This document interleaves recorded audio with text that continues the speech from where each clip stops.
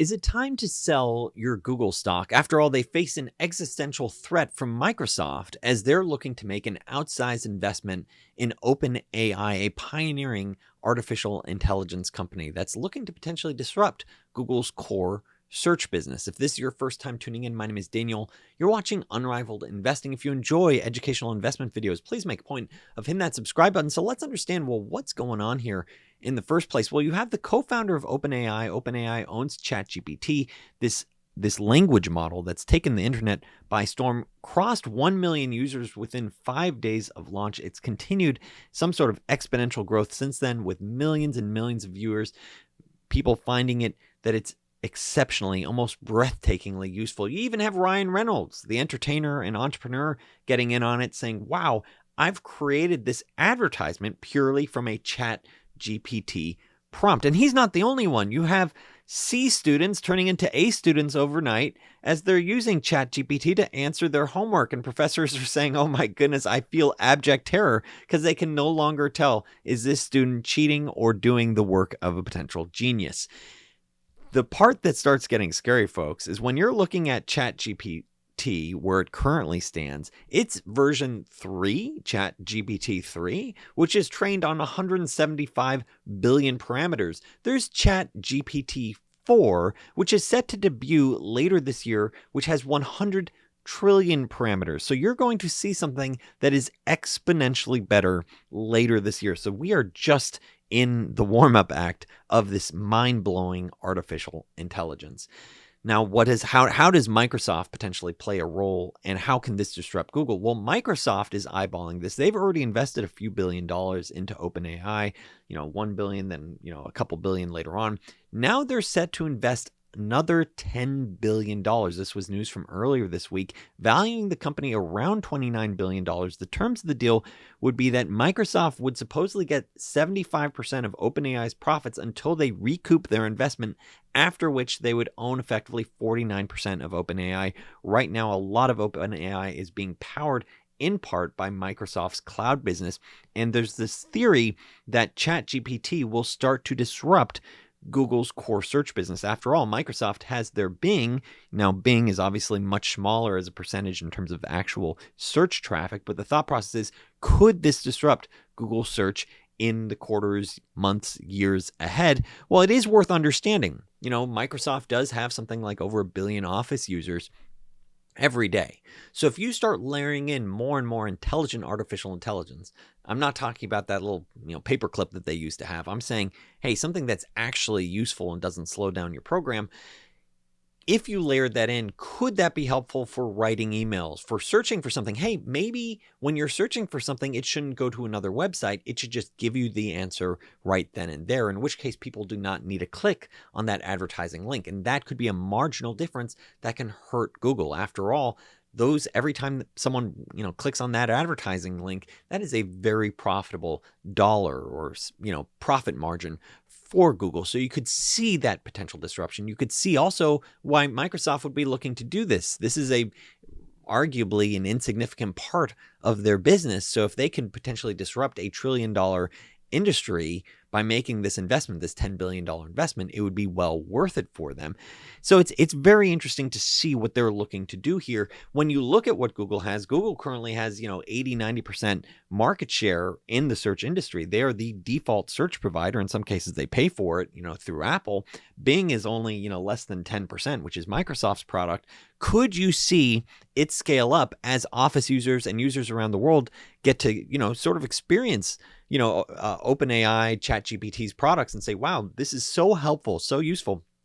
I'm no longer going to make Google my default search engine. So that becomes, a key question, and we will see in the months and quarters ahead. But I think it's a lot more than that. You also see investors concerned about this very dynamic. You have Chamath Palihapitiya calling out how Google's search business is potentially the biggest loser in 2023. Personally, when I look at Chamath Palihapitiya, I think that there's a good chance that Google will not be as big of a loser as any of his recent SPACs have been. By the way, you can check out my own personal track record calling out Chamath Palihapitiya's past SPACs. I mean, for example, when he did Open Door, I was like, you know what, it's just too hard for me. A lot of people called me an idiot, and now where it's trading, I think it's around $1, you know, give or take. Anywho, that's you know, you have plenty of investors concerned for I'd say reasonable perspective, saying, hey, how many incremental clicks will go away from Google and now go to a different search effectively because you have this super intelligent chatbot that you can talk to? You know, how much does Microsoft potentially take?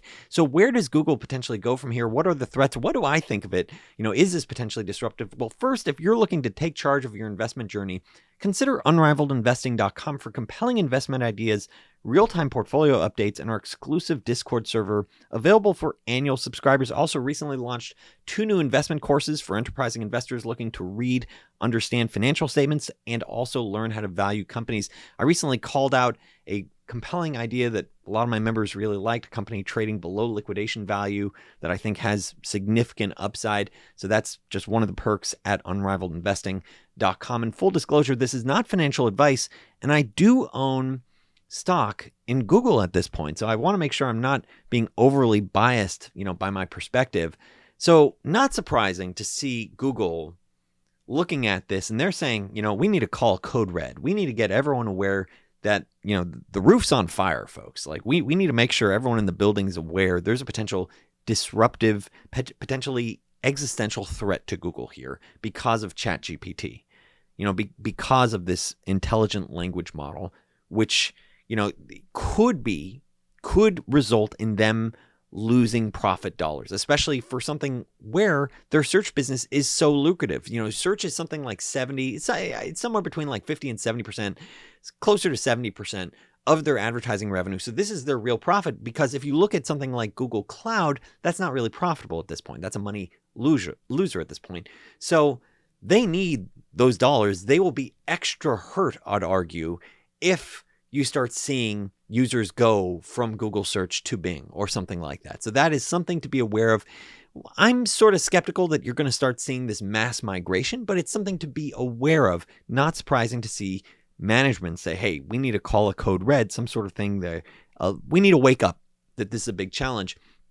Now, what's weird here is you have DeepMind, which is arguably even better than OpenAI. Demis Hassabis, DeepMind is owned by Alphabet. This is supposedly the most cutting edge of artificial intelligence labs. And in a recent interview with Time Magazine, Demis Hassabis effectively alluded to the fact that they own models, chatbots, that are even more compelling, significantly better than what's currently available, ChatGPT-3, what OpenAI has made public. But he and the team at Google are so concerned at how good their models are that they're cautious about releasing it to the public. Now, that's a really interesting perspective. Now, maybe they're waiting to see how the industry starts developing before jumping in. You know, they don't want to be the MySpace. They want to be the Facebook, you know, in terms of how this industry shapes up.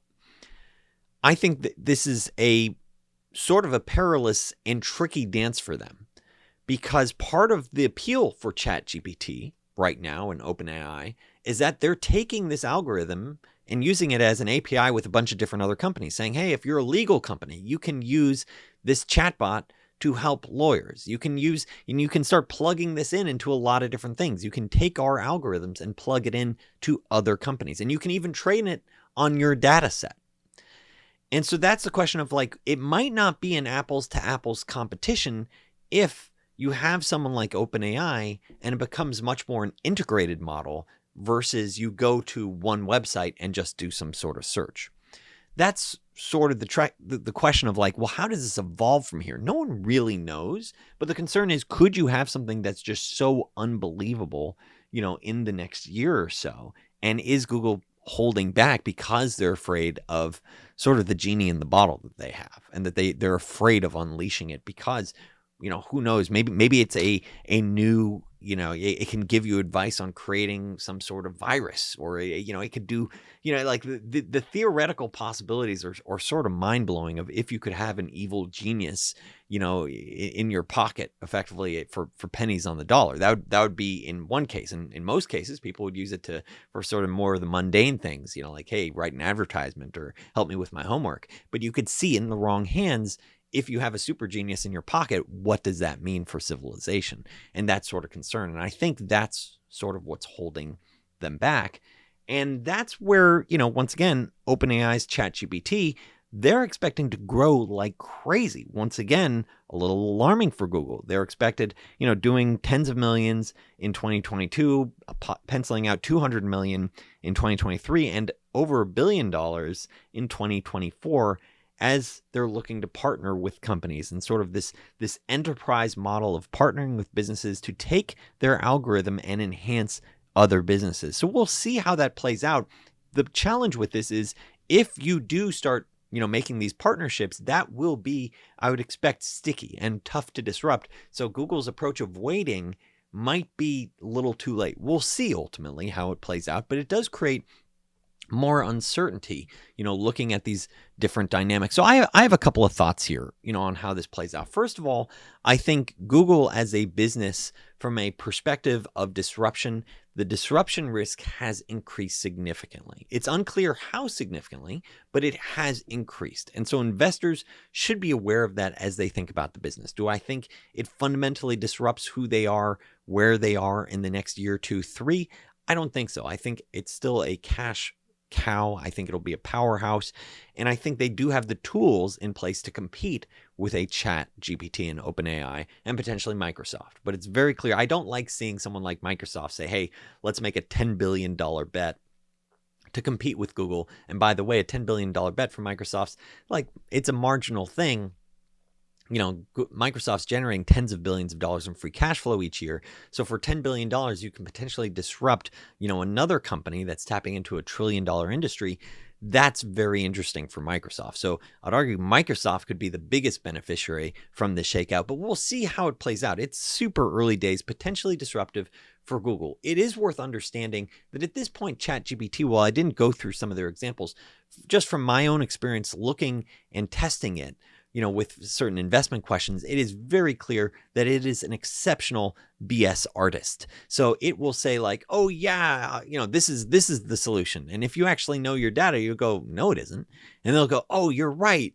It's actually this. And you'll go, no, it isn't. And I've shared a post about an iron supplement with my subscribers at Unraveled Investing, just because I was like, it's just BSing users. And that's how the model works, is it takes, some language, it just speaks confidently. So will the next model be much more accurate? At this point, I think if you have a BSing model, eventually you'll have folks say, you know what, I'd still rather sort of use Google and Wikipedia than something like ChatGPT. But I don't think it needs to be zero sum. And that's a big part of investing that a lot of investors sort of, they overly focus on. Oh my goodness, Google's, is it time to sell Google because of this risk?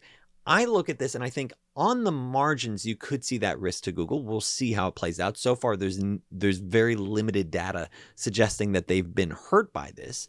But I would suggest that this is actually potentially additive, where you're saying, oh, this is a whole new market.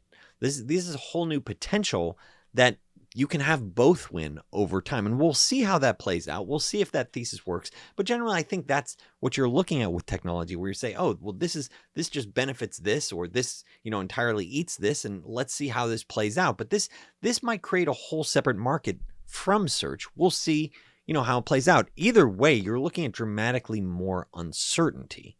And that's very clear to me. And that should be included when you're thinking about your valuations. I don't think when you're looking at Google's core business, and I'll, do an update with their upcoming earnings, I do think you shouldn't give as much of a premium as you used to. Maybe that 25, 30 times multiple in the past. I don't think, investors, it should be appropriate to do that. Maybe closer to 20 times, maybe less, because of this uncertainty, let's say 5 to 10 years out, how it plays out. I still like and own Google. I think it's an exceptional company, and I think they haven't really shown off the true extent of what they've built, the artificial intelligence that they built. But what concerns me, and this is how this is one of the questions I have on my investment checklist. I share my investment checklist with my subscribers at Unraveled Investing, where a key question is, will this company need to reinvent itself? And if so, it's too hard for me to have the high conviction on making it a large bet for my own personal portfolio. I'd rather have something that doesn't need to reinvent itself, that's saying, hey, we already have this model. It's just about scaling it up, just going from A to B to C. Here I'm looking at Google and I'm saying, hey, you're going from A to 1. And it's there might be a change in this business model because of the threats that something like Microsoft can introduce. And so because of that, I'm having trouble scaling it up or bringing it to an outsized position at this point, even though it arguably trades at a very reasonable, possibly very cheap valuation. So those are my thoughts around Google, the risk. I'm not selling Google at this point. I still have a relatively small position. I'm buying other things that I think are more compelling. Earlier, I mentioned a stock trading below liquidation value that I think has, several 100% upside that I called out to my subscribers at Unraveled Investing.